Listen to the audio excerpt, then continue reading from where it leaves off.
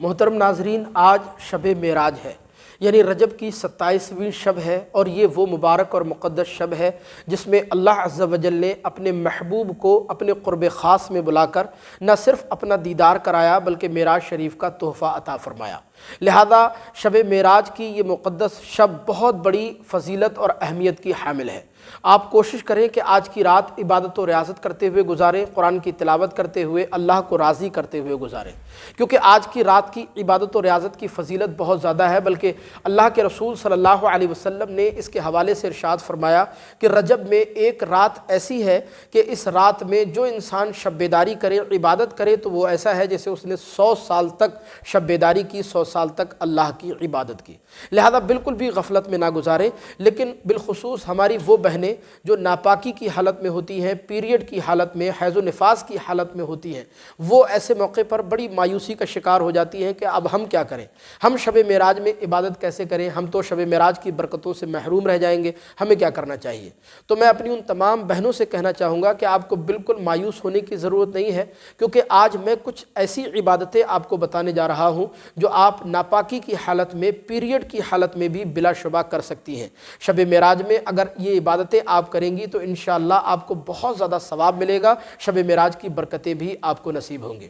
آپ کو کرنا یہ ہے کہ شب معراج میں آپ وضو کر لیں۔ اگر آپ ناپاکی کی حالت میں، پیریڈ کی حالت میں ہے، حیض و نفاس کی حالت میں ہے، تب بھی کوئی بات نہیں، آپ وضو کر لیں، اور وضو کرنے کے بعد آپ مصلی پر بیٹھ جائیں تسبیح لے کر، اور تسبیح کے ہر دانے پر آپ کلمہ شریف یعنی لا الہ الا اللہ محمد الرسول اللہ کا ورد کریں، کیونکہ کلمہ شریف ناپاکی کی حالت میں بھی پڑھا جا سکتا ہے۔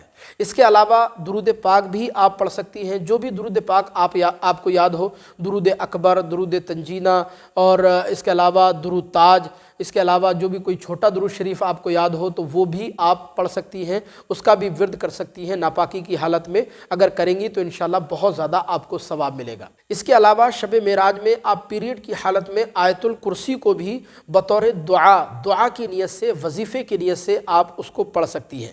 اسی طرح قرآن مجید کی وہ آیتیں جن میں دعا کا معنی پایا جاتا ہے، جن کو بطور وظیفہ، بطور دعا پڑھا جاتا ہے، ان کو بھی آپ دعا کی نیت سے، تلاوت کی نیت سے نہیں بلکہ دعا کی نیت سے ان کو آپ شب معراج میں پڑھ سکتی ہیں۔ جیسے الحمدللہ رب العالمین، اس کو بھی آپ دعا کی نیت سے پڑھ سکتی ہیں شب معراج میں۔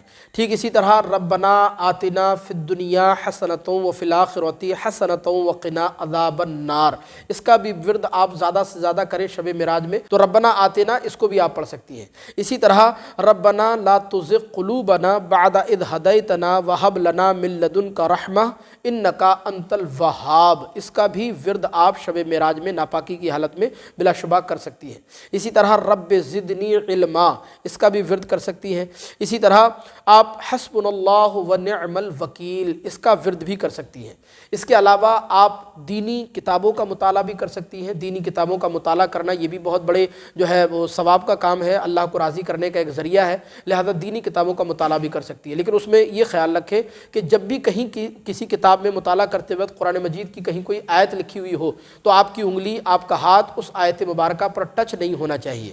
باقی اس کے علاوہ آپ دینی کتب کا، دینی کتابوں کا مطالعہ جو ہے ضرور کر سکتی ہیں۔ انشاءاللہ کریں گی تو آپ کو بے پناہ اس کا اجر عظیم بھی ملے گا۔ تو ناپاکی کی حالت میں، پیریڈ کی حالت میں اگر آپ ہیں تو شب معراج میں آپ نوافل نہیں پڑھ سکتی، نماز نہیں پڑھ سکتی، قرآن کو دیکھ کر، چھو کر، بغیر چھوئے نہیں پڑھ سکتی، روزہ نہیں رکھ سکتی۔ لیکن اس کے علاوہ جو عبادتیں، جو آیات اور جو چیزیں میں نے آپ کو بتائی ہیں، یہ چیزیں آپ شب معراج میں ناپاکی کی حالت میں ہوتے ہوئے بھی بلا شبہ کر سکتی ہیں۔